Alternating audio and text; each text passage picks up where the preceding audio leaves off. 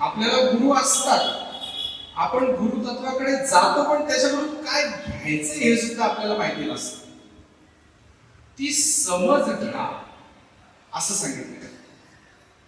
म्हणून पहिला जो प्रश्न आहे मातेचा, ब्रह्म आणि ब्रह्म कसं ओळखायचं याचं एकच महत्वाचं उत्तर आहे, सद्गुरूंच्या चरणांशी शरणागत होणं म्हणजे ब्रह्मतत्व कळेल. पुढचा प्रश्न, ह्या पहिल्याच प्रश्नाला धरून मातेने विचारला, दत्तात्रेया तू ब्रह्म म्हणजे काय हे सांगितलं, आता मला शबल ब्रह्म म्हणजे काय हे सांग. शबल ब्रह्म, दत्तात्रेयाने अतिशय थोडक्यामध्ये याचं उत्तर दिलं. दत्तात्रेय म्हणतात शबल ब्रह्म म्हणजे एकच ब्रह्म ज्यावेळेस अनेक शरीरांमधून वास करताना त्याला शबल ब्रह्म म्हणतात. एकोहम बहुस्याम असं आपण म्हणतो ना, भगवंत काय म्हणतो, मी आधी एक होतो नंतर मी अनेक झालो, कारण मला कर्मेलाच एकट्याला मला करमतच नव्हतं म्हणून मी स्वतःला अनेक बनवलं.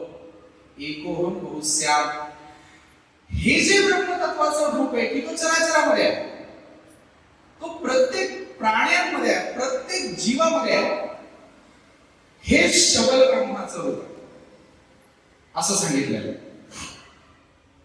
तिसरा प्रश्न, आता तिसरा आपल्या सगळ्यांच्या मनातले प्रश्न अनुसूयेने विचारलेले आहेत. आपल्या सगळ्यांच्या मनातले प्रश्न जसं आपण पुढे जाऊ ना तसं आपलं लक्ष देईल, अरे हा प्रश्न मलाही पडला होता बरं का, अरे हे मलाही कोणाला तरी विचारायचं होतं, असे प्रश्न आहेत. तिसरा प्रश्न अतिशय मुळातला आणि अतिशय सोपा वाटणारा प्रश्न पण अवघड असणारा मातेने विचारला, दत्तात्रेया मला आता ईश्वर म्हणजे कोण हे समजून सांग. भगवंत परब्रह्म परमात्मा परमेश्वर कोणाला म्हणायचं, कोणाला ईश समजायचं, भगवंत कोणाला म्हणायचं, देव कोणाला म्हणायचं हे सांग. आपल्याही मनात प्रश्न आहेच ना, अशा ठिकाणी आपण विचारणार नाही, पण प्रश्न तर आहे सगळ्यांच्या मनामध्ये असतो. आणि सगळ्यांच्या मनातला प्रश्न मातेने विचारलाय, ईश्वर म्हणजे कोण सांग. आता ईश्वराची व्याख्या सांगताना पहिल्या प्रश्नासारखंच दत्तांनी आधी थोडीशी अवघड सांगितली, नंतर सोपी करून सांगितली. म्हणजे दत्त अनुसूया संवाद ज्यांना तत्वज्ञानाच्या अनुषंगाने अभ्यासायचा आहे त्यांच्यासाठी सुद्धा दत्तांनी उत्तरं दिलेली आहेत, आणि ज्यांना हा संवाद अतिशय सोप्या भाषेत अभ्यासून जगायचा आहे त्यांच्यासाठी सुद्धा सोप्या भाषेत दत्तांनी उत्तर दिलेली आहेत. सर्वांसाठी दत्त अनुसूया संवाद आहे, सर्वांसाठी. म्हणून दत्तांनी सुरुवातीलाच याला श्रुतिगर्भ आणि उपनिषद अशा दोन संज्ञा दिलेल्या आहेत. आता मी जे इथून पुढे सांगणार आहे हे उपनिषदच आहे असं म्हणून दत्तांनी सांगायला सुरुवात केली. हेच आता ईश्वर तत्व, ईश तत्व, परब्रह्म परमात्मा परमेश्वर सांगताना दत्त म्हणतात तो व्यापक आहे, तो सकलांचा आश्रय, त्याच ठिकाणी सगळे तत्व आश्रय पावतात. तो बुद्धिदायक आहे, तो कर्ता आहे, कर्तुम अकर्तुम अन्यथा कर्तुम आहे. तो निर्माता आहे, तो नियंता आहे, तो सगुण पण आहे आणि तो निर्गुण पण आहे. त्याला आपण मूर्तीमध्ये पण पाहू शकतो आणि त्याला ब्रह्मतत्वासारखं निर्गुण निराकार पण आपण जाणून घेऊ शकतो असा तो आहे. हे झालं तत्वज्ञानाच्या अनुषंगाने दत्तात्रेयांचं उत्तर. आता सामान्य माणसासाठी भगवंत कोण हे जे उत्तर दत्त देतात ना हे फार विलोभनीय आहे, फार सुंदर आहे. दत्त म्हणतात की देव त्यालाच म्हणा जो भक्त भावार्थ प्रगट होतो. देव कोणाला म्हणा, जो भक्त भावार्थ प्रगट होतो.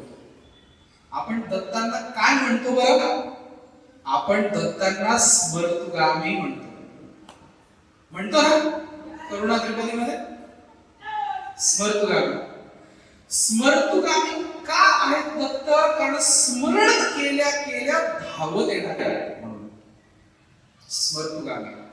भक्तांनी स्मरण करावं आणि दत्तांनी यावं म्हणून दत्तांना स्मर्तुगामी म्हणतात.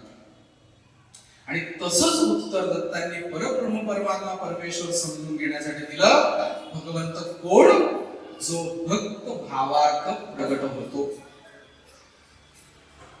मग आता आपल्याला असं वाटेल मी स्मरण केलं तर येतील का दत्त? माझा भगवंत मी स्मरण केल्यावर येईल का? तर ह्या ठिकाणी दत्तांनी शब्द योजना पण फार परफेक्ट केलेली, अतिशय नेमकी शब्द योजना आहे.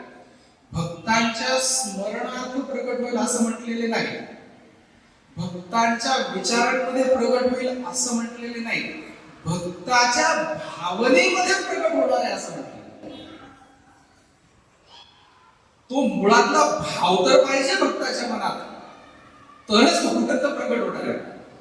तो मुळातला भावच ज्या ठिकाणी नाहीये, भगवंताविषयीचं नातच ज्या ठिकाणी नाहीये भावनेचं, तिथे भगवंत प्रकट कसा होईल?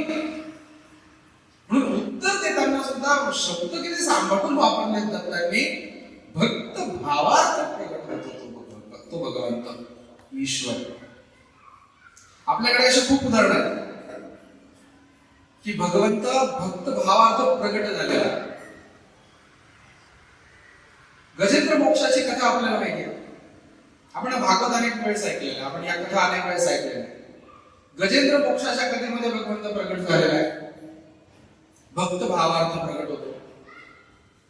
द्रौपदीसाठी भक्त प्रकट झाला, भगवंत प्रकट झालेला आहे, कारण भाव होता तिचा, आर्तता होती तिचा, हाका मारण्याने. प्रल्हादासाठी भगवंत प्रकट झालेला, भक्त भावार्थ प्रकट होतो.